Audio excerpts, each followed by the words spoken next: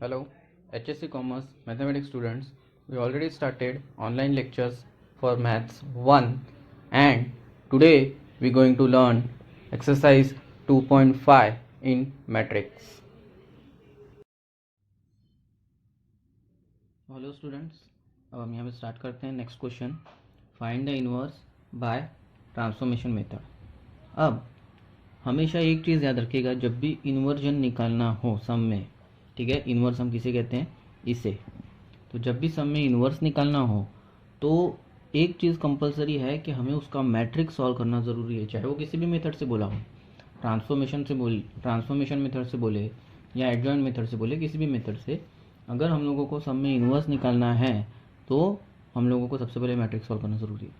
तो हमने यहाँ पे निकाला 1 into -1 that is -1, 2 into 2 that is 4, बीच में माइनस का साइन, -1 -4 दैट इज़ -5. अच्छा, आंसर जो है हमारा वो 0 नहीं आना चाहिए, तभी हम ए इनवर्स निकाल सकते हैं सम में. हमेशा याद रखना, अगर आंसर 0 नहीं आया तभी हम उसका इनवर्स निकाल सकते हैं. अगर आंसर 0 नहीं आया तो हमने यहाँ पे क्या लिखा है, matrix A is not equal to 0 therefore A inverse exist. Right है, तो हम लोग ए इनवर्स अब निकाल सकते हैं. सपोज यहाँ पे हमारा आंसर -5 की जगह पे आ गया होता 0, तो हम लोग यहाँ पे क्या लिख देते, A inverse does not exist, यानी आगे जो है वो ए इनवर्स निकल ही नहीं सकता. यहाँ पे आंसर खत्म है हमारा. ठीक है, फिलहाल यहाँ पे हमारा आंसर जो है वो 0 नहीं आया, आंसर आया -5, तो हमने लिखा आंसर हमारा 0 नहीं है, देयरफॉर ए इनवर्स एग्जिस्ट. और इसीलिए किसी भी मेथड में इनवर्स निकालने से पहले हमें हमेशा मैट्रिक्स सॉल्व करना ज़रूरी है. ठीक है, अब जैसे एडजॉइंट मेथड में मैंने आपको बताया था, एडजॉइंट मेथड का इन्वर्स निकालने का फॉर्मूला क्या है. तो एडजॉइंट मेथड में जब हम लोग इन्वर्स निकालते हैं तो उसका फॉर्मूला क्या है, 1 upon matrix A into A D J A. ये हमारा हो जाता है किसमें, एडजॉइंट मेथड में. ठीक है, अब यहाँ पे हम निकालते हैं हमारा ट्रांसफॉर्मेशन मेथड. तो ट्रांसफॉर्मेशन मेथड में हमारा इनवर्स निकालने का फॉर्मूला क्या है, तो A into A inverse is equal to I, that is 1 2 2 -1 A inverse is equal to I की वैल्यू 1 0 0 1. मैं फिर से आपको बता दूं कैसे रखी हमने value, A into A inverse is equal to I, ये हमारा फॉर्मूला बन गया है. ठीक है, जब ये जैसे कि हमारा फॉर्मूला बन गया ये, तो अब आगे हम क्या करेंगे, आगे हम ए की वैल्यू है हमारे पास 1 2 2 -1, तो हमने यहाँ पे पुट की. ए इनवर्स की वैल्यू हमारे पास नहीं है जो कि निकालनी है हमें, तो हमने उसको एज इट इज रखा, यहाँ पे मल्टीप्लाई में इज इक्वल टू आई की वैल्यू. सबको पता है कि आई की वैल्यू क्वेश्चन में दी हो या ना दी हो, हम लोग हमेशा 2 इंटू 2 का ऑर्डर है, तो हम आई की वैल्यू लेंगे 1 0 0 1. ठीक है, अब हमें क्या करना है, ये जो हमारे पास ए इनवर्स के साथ जो मल्टीप्लिकेशन है इसे हम लोगों को बनाना है आई की वैल्यू क्या होती है हमेशा 1, तो इसे हम लोगों को बनाना है आई. तो हम क्या करेंगे 1 2 2 -1, तो हम इसे आई बनाने की कोशिश कैसे करेंगे, ये जो 1 2 2 -1 है इसे मुझे क्या बनाना है 1 0 0 1, ये बनाना है. तो मैं क्या करूँ अब देखिए यहाँ पे क्या है, यहाँ पे तो 1 है बट यहाँ पे क्या है 2 है. सबसे पहले हमेशा ध्यान दीजिएगा, ए इनवर्स निकालते वक्त सबसे पहले हमारा जो A11 होना चाहिए, क्या होना चाहिए, A11. ऑलवेज जो A11 है स्टार्टिंग में उसको हम हमेशा सबसे पहले 1 बना लेंगे, क्योंकि सबसे पहले जब हम A11 को 1 बना लेंगे तो हमारा आंसर बहुत ही ईजिली आएगा. तो यहाँ पे A11 ऑलरेडी 1 है, राइट है. अब देखिए ये ऑलरेडी 1 है, तो अब हम जाएंगे रो 2 में देखेंगे हम सेकेंड रो में, यहाँ पे क्या है 2 है, इस 2 को हमें 0 बनाना है. ठीक है, समझ में आ रहा है आपको क्यों 0 बनाना है, क्योंकि इस तरफ ये जो है मेरा ए इनवर्स के साथ जो ये है इसे मुझे पूरा का पूरा आइडेंटिटी मैट्रिक्स बनाना है 1 0 0 1. क्या बनाना है हमें उसे 1 0 0 1. ठीक है, ये बनाना है, तो नीचे मुझे 0 लाना है. अब मैं 0 लाने के लिए क्या करूँ, अच्छा 0 लाने के लिए मुझे 2 में से कितना लेस करना पड़ेगा, 2, राइट है ना. मैं जब 2 में से 2 लेस करूँगा तो मेरा आंसर क्या आ जाएगा 0. तो हमने देखा यहाँ पे क्या लिखा, R2 - 2R1. क्या लिखा हमने, R2 - 2R1, यानी कि सेकेंड रो में से, ठीक है, मैं इसमें 2 मल्टीप्लाई करके अगर लेस करूँ तो मेरा आंसर 0 आएगा. देखिए कैसे, अच्छा 2 है, ठीक है, मैंने लिखा यहाँ पे R2 - 2R1. ओके, अब R2 कितना है हमारा 2 है, माइनस 2R1 ऊपर वाला कितना है 1 है। अच्छा यहाँ पे तो मैं 1 लिख दूंगा, बट यहाँ पे 2 का मल्टीप्लाई करना है ना हमें, राइट है कि नहीं है, यहाँ पे 2 का मल्टीप्लाई करना है हमें। अब 2 माइनस 2 1 ज़ा 2, आंसर देखिए क्या आ गया हमारा 0, आ गया कि नहीं आ गया। तो हमने यहाँ पे क्या किया, R2 माइनस 2R1, हमारा आंसर आया 0। 2 में से 2 लेस हुआ। याद रखना जो पहला नंबर है यहाँ पे सिर्फ वही चेंज होगा, ये वाला जो R1 है वो चेंज नहीं होगा। तो देखिए सबसे पहले जो नंबर चेंज नहीं होगा उसको हम लोग एज इट इज कॉपी करेंगे, 1 2, ये चेंज नहीं हुआ ना, तो इसे हमने एज इट इज कॉपी कर लिया 1 2। अब ए इनवर्स हमने एज इट इज रखा, इज इक्वल टू, फिर से ये फर्स्ट रो है, इस तरफ भी जो लेफ्ट हैंड साइड में करेंगे वही राइट हैंड साइड में भी करेंगे। तो 1 0, ये जो फर्स्ट रो है ये चेंज नहीं होगा, तो उसको हम एज इट इज कॉपी करेंगे। सेकेंड रो में जब हम आएंगे तो हमने फॉर्मूला यूज़ किया है R2 माइनस 2R1, क्योंकि हमें इसको 0 बनाना है, तो यहाँ पे 0 आ जाएगा। फिर यहाँ पे भी नंबर तो चेंज होगा ही, तो वो क्या बनेगा हमारा, तो ये क्या है हमारा -1, और यहाँ पे हमने 2 से मल्टीप्लाई किया, ठीक है ना। R1 में हमने 2 से मल्टीप्लाई किया ना, तो R1 में हमने जब 2 से मल्टीप्लाई किया तो यहाँ पे क्या बन जाएगा 4। -1 में से 4 लेस होगा तो कितना आएगा, देखिए -1 माइनस 4, आंसर कितना आ जाएगा -5 आएगा।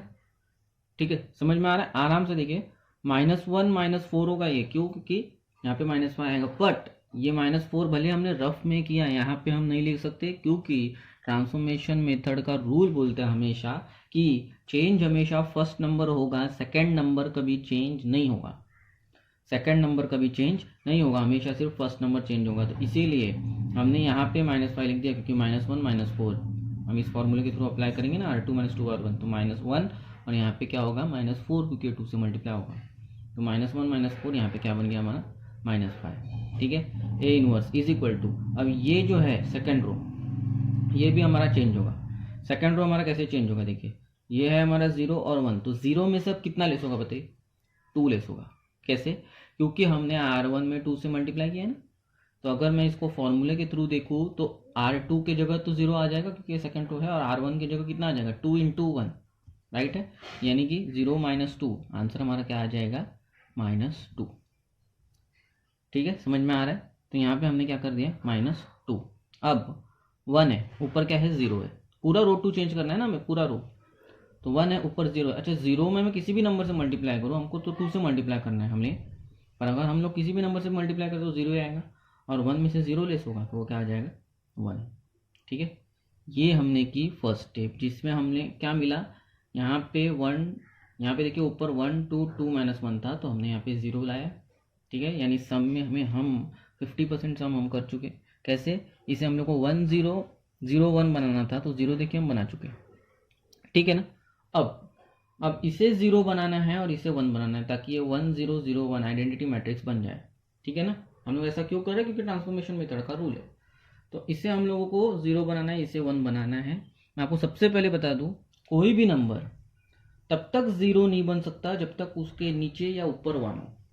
ठीक है, तो इसे तो हम लोग को 0 बनाना है, ठीक है ना, बट क्या ये 1 है हमारा, उसके नीचे क्या 1 है, नहीं 1 तो नहीं है। अगर 1 नहीं है तो इसे सबसे पहले हमें 1 बनाना पड़ेगा, तभी हम इसे 0 बना सकते हैं। जैसे देखिए यहाँ पे 1 था, तो हमने कुछ भी मल्टीप्लाई करके यहाँ पे कुछ भी करके 0 बना दिया ना, नीचे ऊपर 1 था ना, देखिए क्वेश्चन में, तो हमने यहाँ पे 2 की जगह पे 0 बना दिया।